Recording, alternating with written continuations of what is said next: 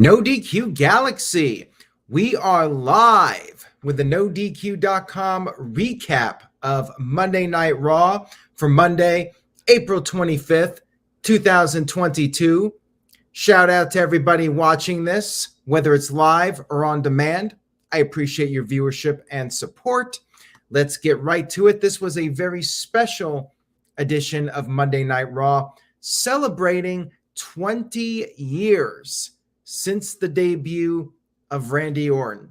2002, April 25th, to be exact, of that year was when Randy Orton made his WWE debut on SmackDown. And what a ride it has been. Not too many guys have had the longevity of Randy Orton. Anyways, we kicked off the show right in the ring with Matt Riddle, one half of RK Bro. The ring was surrounded by WWE superstars. A video package was shown, and I must say, WWE always nails it with these video packages. Great job here, showcasing the 20 years of Randy Orton. I thought it was fantastic. We then had Riddle introduced the man himself, Randy Orton. Orton noted that he was actually born in Knoxville, Tennessee, which was the site of this week's Raw, even though he has always been billed as being from St. Louis, Missouri. I did not know that, but he told us to look it up on his Wikipedia page, and sure enough, I did check it out, and it is true. He is originally from Knoxville, Tennessee. He said that he is not going to be going anywhere anytime soon.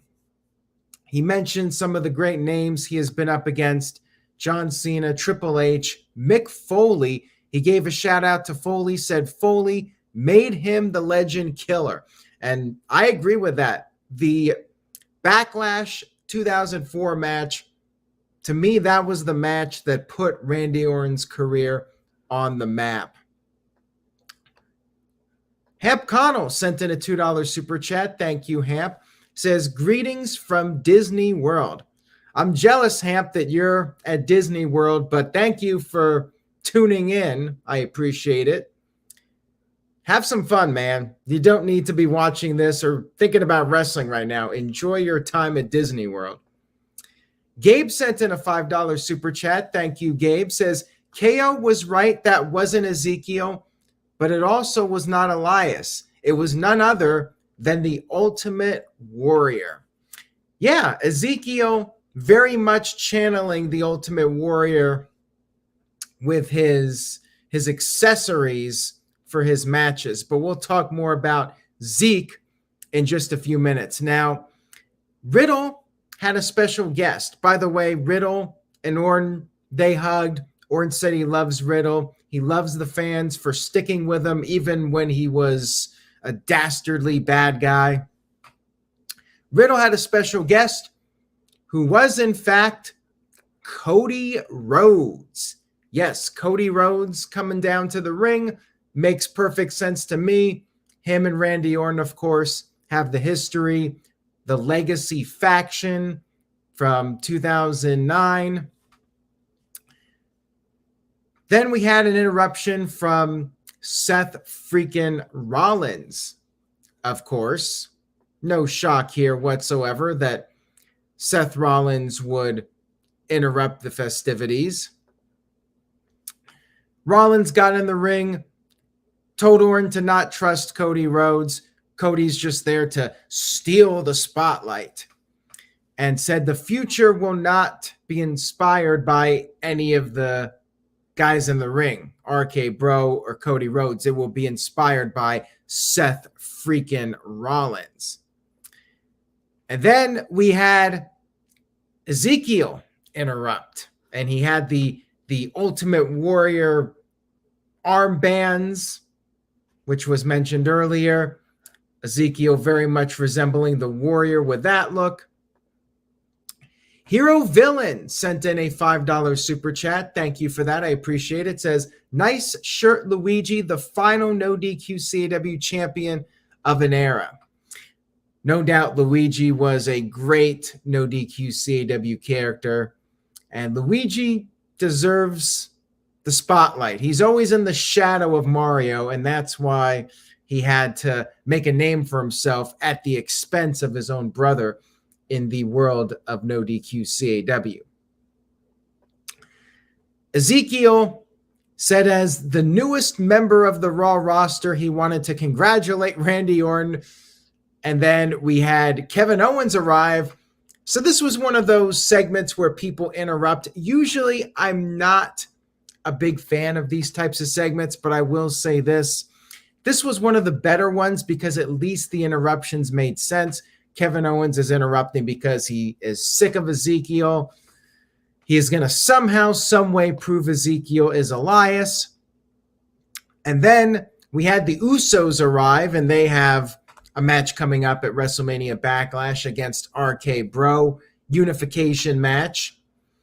And then we had Adam Pearce show up and holla, holla, holla. He made an 8-man tag team match for the main event, which is cool. This is a star-powered match. I'm all for it.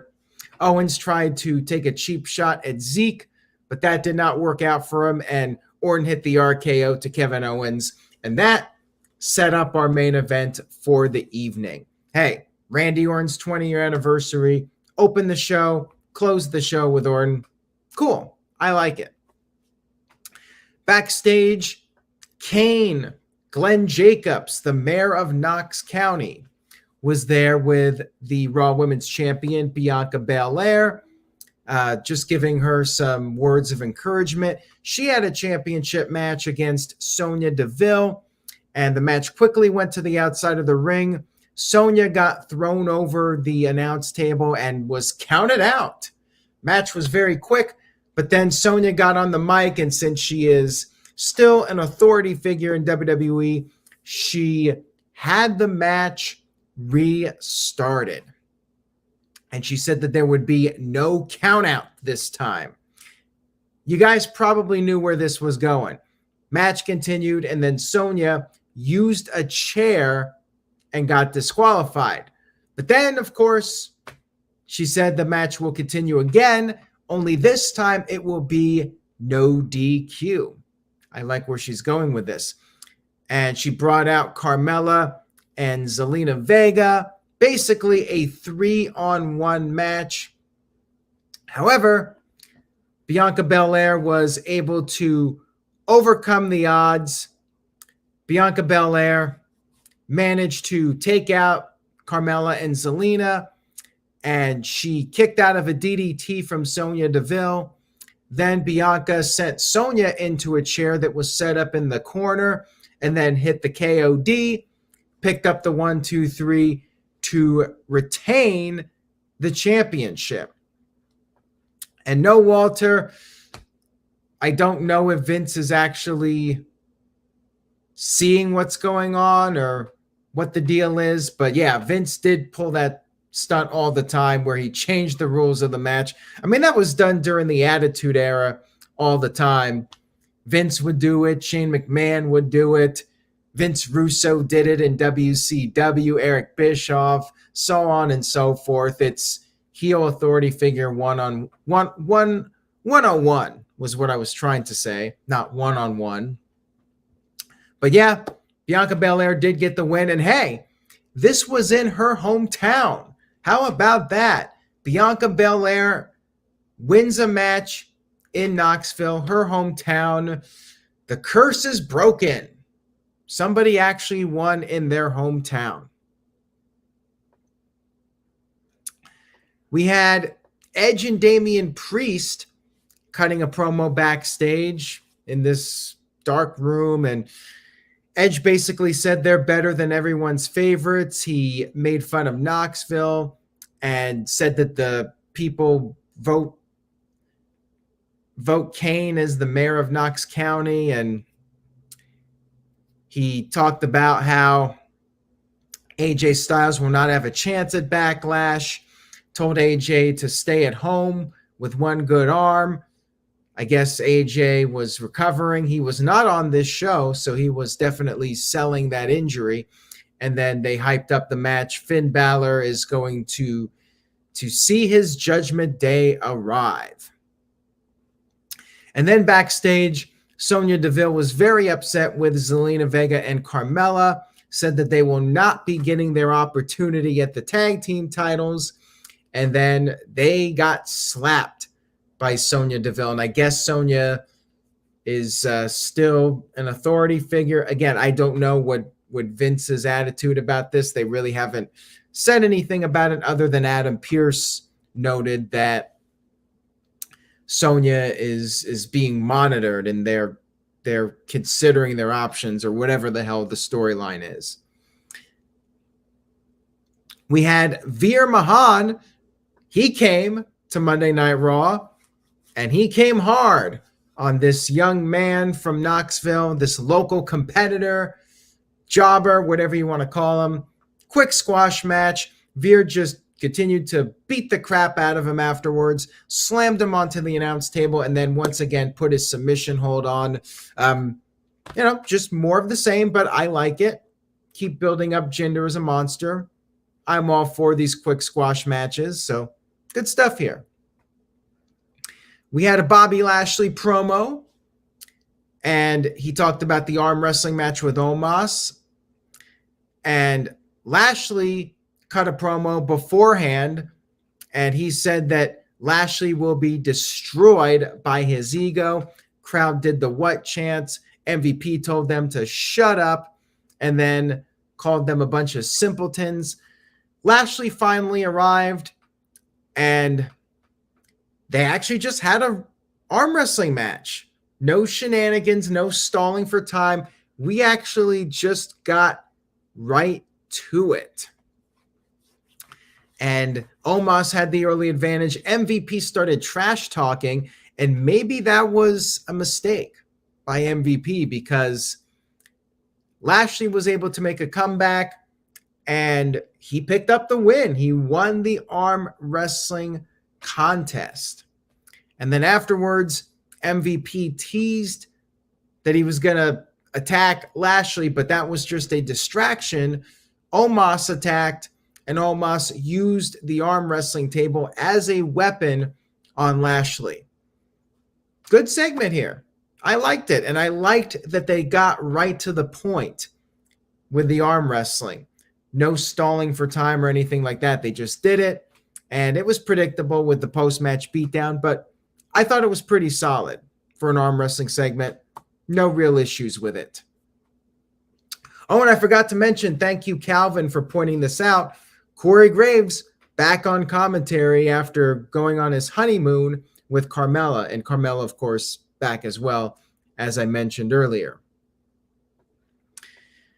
We had a recap of last week's 24/7 wedding ceremony, and a mixed tag team match was set up with R-Truth as the special guest referee, and they had a little earlier in the day segment that was shown with R-Truth revealing that he has, I guess, a certificate to be a referee in WWE. Anyways, pretty standard match here, comedy match type of deal. There was a little moment where Dana Brooke teased a kiss with Tamina, so I wonder if they're going to keep this going on as a storyline. But anyways, Tozawa hit the senton, pinned Reggie, and then afterwards, R-Truth betrayed Dana Brooke. He attempted to pin her, but he could not pin her and make the count at the same time because he was still the referee. So he was unsuccessful. Dana Brooke escaped, but very distraught that she was betrayed by one R-Truth. I mean, segment was okay. It was fine. I'm still over the 24/7 gimmick, but the stuff they've done the last few weeks, it's been pretty entertaining. I'll give them credit. Then we had Becky Lynch coming down to the ring for her first appearance on Raw since losing the Raw Women's Championship at WrestleMania. She looked like she has barely slept over the past 3 or 4 weeks, however long it's been. She said this is her first time in 3 years without the title on Raw. She doesn't know who she is without the title. She said she has hit rock bottom, but now there is nowhere to go but up for her. She said she is going to make this legendary comeback, and nobody can stop her. Cue the music. Asuka is back after being gone for almost a year. Only her second time appearing in front of a live crowd since the start of COVID. The first one being Money in the Bank, and that was her last appearance. She had a shoulder injury. She's back. She looked very happy to be back. She said she will stop Becky because nobody is ready for Asuka. And she took a swing at Becky, but Becky was able to escape, left the ring. Asuka's back. Very happy to see her back.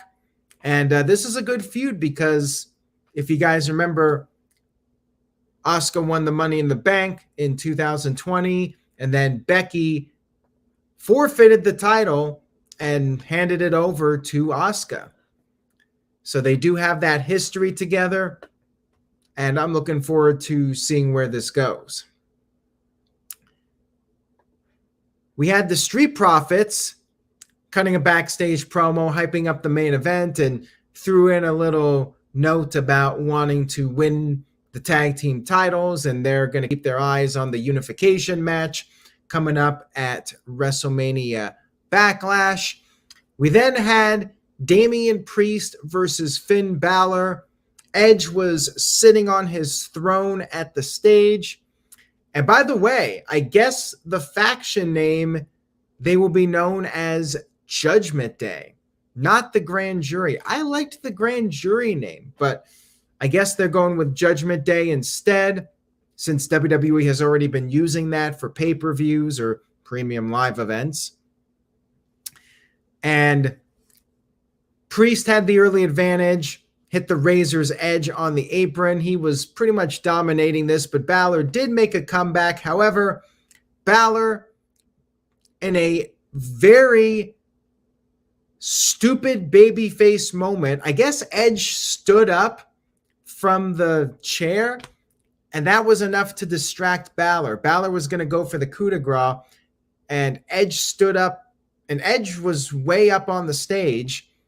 Balor looked over at Edge, and just that moment, Priest chokeslammed him and then hit the STO, Reckoning, whatever the hell he's calling it, and got the 1-2-3 victory. And Balor takes another L. They really got to get Balor with the group. Balor should be part of the Judgment Day faction, in my opinion. But yeah, Priest picks up a win. Edge's group picks up some momentum. I suppose we could get a tag match. Finn Balor and AJ Styles, a little Bullet Club reunion for you guys. Maybe that's when Balor turns against AJ and joins up with Edge. I'd like to see that. Walter Cruz sent in a $2 super chat, says Balor should join, can't beat them, then join them. Hey, that's perfect. They could do the tag match, and Balor betrays AJ Styles and joins up with Edge and Damian Priest.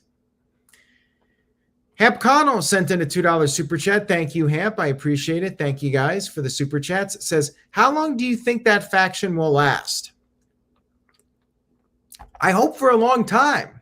I think this faction is money, and I want to see it get bigger and bigger and make it the dominant faction on Monday Night Raw and challenge the Bloodline at some point for the top spot in WWE. That would be a good Survivor Series match. You build up Judgment Day, but I still think they should be Grand Jury, and eventually have them go up against the Bloodline at Survivor Series.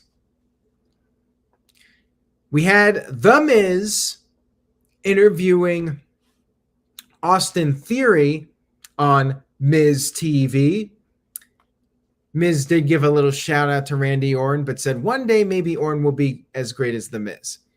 So Theory came down to the ring. Crowd was doing the what chants, just like they were for MVP.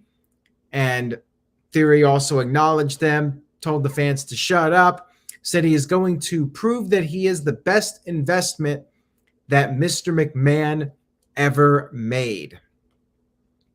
And he said that he is going to take the United States title and bring it to new heights. Then we had an interruption from the returning Mustafa Ali, the same Ali that publicly requested his release from WWE. He is back. I guess they worked things out. And a bunch of references were made to this. Miz was like, "You still work here?" And then Austin Theory said that Ali was a guy that took his ball and went home. So anyways, they continued with the jokes. Miz called him Mufasa, and Ali said that if he wanted to laugh, he would watch the Miz wrestle. Ouch. He said he's back on Raw. He wants to know if Theory was going to be holding an open challenge for the United States Championship. Theory said no. And then Ali said that Theory is all biceps, no balls. Running away from a fight, just like the Miz would. Miz was angry about this and said that he would fight him, although he cannot use a magic wand and make a match happen. That's when Theory chimed in and said he just texted Vince McMahon and got a match made between the Miz and Ali. Miz was upset about this, but then got back into his frame of mind and said that when he beats Ali, Ali will wish that he got his walking papers. So another reference there to the release request. Kind of interesting. WWE usually doesn't go with the inside references. This kind of felt like an AEW segment almost with the insider references. I wonder how much of the crowd actually knew what the hell that they were talking about. They maybe figured, oh, Ali got hurt or something. I wonder how many people in the crowd actually knew that Ali had publicly requested his release. So we had the match between Miz and Ali. Pretty solid match here. Miz got the early advantage. Ali caught him with a kick and then hit a neck breaker. Miz kicked out of that, and then Miz hit a DDT. Ali kicked out of that, and then Ali was selling his knee a little bit. Miz went for the figure four, but then Ali rolled him up and got the 1-2-3 victory. After the match was over, Ali was celebrating, and then all of a sudden, Ciampa, he's no longer Tommaso Ciampa. He is just Ciampa now, another guy getting his first name cut.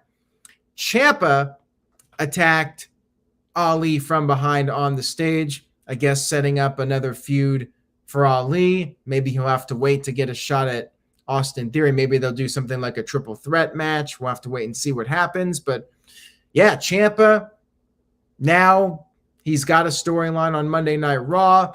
Ali's back.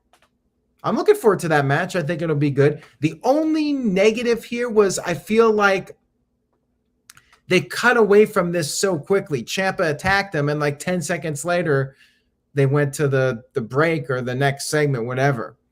Like, there was no room to really take this all in. And they did not show any replay of it either. Usually they do. So it kind of felt like Ciampa's appearance was an afterthought. Like, that was my one negative comment about this segment. One of the few negatives on this show, actually.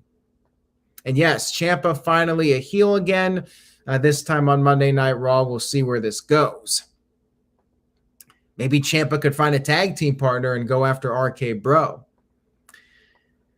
Rhea Ripley cut a promo, said that she has finally opened her eyes. She realized when she first came to the main roster, she won the Raw title on her own.